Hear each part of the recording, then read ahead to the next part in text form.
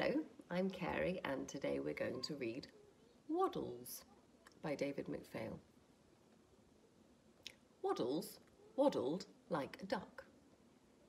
But he was not a duck. Waddles was a raccoon. A very round raccoon, and he was always hungry. Spring. Waddles lived in a hollow tree in the park near a beautiful pond. Every day, Waddles waddled down to the pond to visit his best friend, Emily. Emily was a duck. Sometimes they went swimming together. Other times, Emily kept Waddles company as he searched trash cans for something to eat. Emily offered to share the bugs that she caught, but Waddles preferred half-eaten sandwiches or cake. One morning, Waddles found Emily sitting on a newly built nest. "Would you like to go for a swim?" Waddles asked her. "Not today, Waddles," said Emily. "I laid my eggs. Now I have to sit on them until they hatch." "But how will you get food for lunch?" Waddles asked. "I'm not sure," Emily said.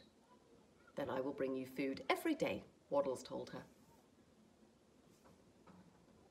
A few days later, Waddles brought Emily some breakfast. "Oh, how I wish I could go for a swim," Emily said. "Why don't you?" Waddles said. "I can sit on the eggs for a while." At first, Emily hesitated, but then she thought about it. "That's a splendid idea," she said. "You are very cuddly, and with all your soft fur, surely you will keep the eggs safe and warm." So, Emily went off for a swim. Waddles waddled over to the nest and made himself comfortable. He felt very proud that he could help Emily and protect her eggs. Suddenly, Waddles felt a poke, and then another. He turned his head to see a red fox crouching behind him. Waddles started to growl. He knew the fox wanted to steal the eggs, but Waddles had promised to protect the eggs, and Waddles kept his promises. When the fox saw how determined Waddles was, he slowly slunk away. Then Waddles felt a tickle underneath him. At first he thought the fox had returned, but one by one the eggs were beginning to hatch. Soon 5 little ducklings poked their heads out of the shells and began to chirp. "Let's go and find your mother," Waddles told the ducklings. The ducklings tumbled out of their eggs and made a ragged line behind him. Together they waddled to the pond. Emily laughed when she saw them. "Oh, Waddles, what a lovely little family you have," she said. And then they all had a swim. Summer. Every day, Waddles visited the ducklings. Sometimes Waddles told them stories. Sometimes they went swimming. Sometimes they shared their favourite snacks. And sometimes they all just cuddled together for a nap in the warm sun. Waddles had never been so happy. Autumn. Soon the ducklings were not little anymore.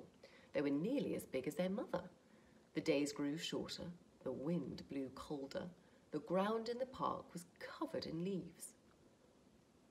One morning, as Waddles waddled to the pond, he noticed the park was covered in a glimmering coat of frost. "Good morning, Waddles," Emily said. "I'm afraid it is time for us to fly south. This park will be no place for us when the winter comes." This was the saddest news Waddles had ever heard. What would he do without Emily and the 5 ducklings? "Don't be sad, Waddles," Emily said. "One day it will be spring again and then we will return." The ducklings crowded around Waddles and hugged him goodbye. And then, with their mother leading the way, they went scooting across the pond and rose into the sky. Even after they were gone from view, Waddles could still hear them quacking. Finally, their sounds faded, and he was alone. Winter. Winter had never bothered Waddles before. His thick fur had kept him warm, and the park was always so beautiful in the snow. But it just wasn't the same. There was no one to tell stories to, or to ice skate on the pond with, or to share snacks with, or to cuddle next to for a nap. Waddles still looked through the trash cans for food. He just wasn't very hungry. The cold days slowly passed. Then one day, Waddles discovered a little flower pushing up through the melting snow. Waddles heard a noise in the distance. It was the sound of ducks quacking. Many ducks. Waddles raced to the pond just in time to see Emily and the ducklings splash down. "Waddles!" they all cried. "We missed you!" The ducklings, who were now grown-up ducks, crowded around him and hugged him tight. Winter was finally over. The ducks had come home. The trees filled with leaves and blossoms. The sun warmed the water in the pond. Spring had returned and brought Waddles' best friends with it. Once again, snacks tasted sweet, and life in the park was as it should be. Waddles felt very full.